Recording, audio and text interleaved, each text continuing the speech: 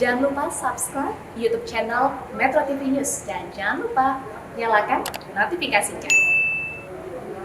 Kita ke Aceh, banjir yang melanda sejumlah kabupaten di Aceh semakin meluas. Dapur umum didirikan untuk membantu ribuan warga yang masih bertahan di pengungsian. TNI bersama dengan pemerintah daerah mendirikan dapur umum di sejumlah titik terdampak banjir di Aceh Utara, Aceh. Hal tersebut dilakukan karena debit air yang semakin tinggi dari 50 cm hingga 2 meter. Ribuan pengungsi berada di setiap menasa dan rumah ibadah yang ada di setiap kecamatan terdampak. Petugas dari tim Basarnas dan TNI Polri bersama BPBD Aceh Utara masih terus mengevakuasi warga lainnya. Tidak hanya itu, jalan lintas Provinsi Medan Banda Aceh di pusat kota Lok Sukon juga nyaris lumpuh.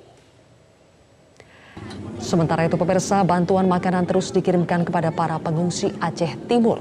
Banjir yang terjadi sejak Jumat lalu membuat 23.000 warga terdampak banjir. Sebagian wilayah sudah surut, namun sebagian lagi masih terendam hingga ketinggian 1 meter.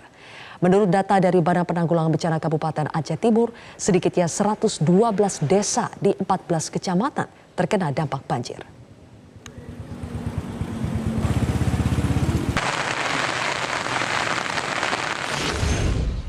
Pemirsa, bagaimanakah penanganan bencana banjir dan tanggap darurat di Kabupaten Aceh Timur? Kita sudah terhubung dengan Bupati Aceh Timur, Hasbala bin HM Talib. Ya, selamat sore Pak Hasbala. Info terkini kabarnya sudah ada 17 kecamatan di Aceh Timur yang terdampak banjir. Bapak, benarkah demikian? Dan berapa kira-kira jumlah yang terdampak, warga yang terdampak dan yang harus mengungsi? Alhamdulillah, kami di Aceh Timur dalam hal penanganan banjir, insya Allah semua sudah tersalurkan tentang bantuan, Pak. Yang terdampak banjir yaitu 17 kecamatan, 97 desa.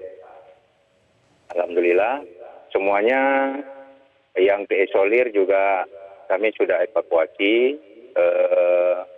tim berjalan lancar, pihak Pemkab Aceh Timur, TNI Polri, kerjasama yang baik, BPBD, Alhamdulillah, Bapak.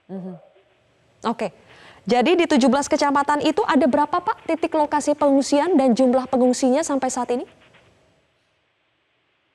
Titik pengungsian di desa-desa masing-masing, karena pengungsian di Aceh Timur tidak ditempatkan di satu lokasi, tetapi di desa masing-masing, yaitu di madrasah, di masjid, di balai pengajian, itu di 97 desa, di semua desa ada titik, Bu. Jadi mereka bisa sekaligus bisa mengawal harta benda, rumah yang terdampak banjir, mereka mengungsi di tetangga yang terdekat, Bu. Ya. Untuk ketinggian air sendiri bagaimana rata-rata hingga sore hari ini, Pak Hasbala? Dari pertama banjir hingga kemarin ketinggian 1 sampai 3 meter. Rata-rata ketinggian 1 meter dan 2 meter. Nah, yang terkendala di kami adalah tentang luapan air yang hujan deras di Benam Meriah dan hujan deras di Serbajadi, luapan air ke pusat kota, yaitu Simpang Uli, Pati Bidari, Idiraya, Perlak, semuanya. Jadi luapan air dari sungai. Iya, luapan air sungai. Ya, visual yang kami terima juga memperlihatkan cukup deras begitu Pak, aliran airnya. Apakah ada korban terkait peristiwa ini? Ada Pak, jadi airnya sangat deras. Mantoknya ketika pasang surut, yaitu pasang purnama, akhirnya luapan air sangat tinggi. Dari sungai juga sangat deras. Jadi ada korban jiwa 2 orang di Aceh Timur, di desa Rantau-Perlak, di kecamatan Rantau-Perlak dan kecamatan Iditunang, Bapak.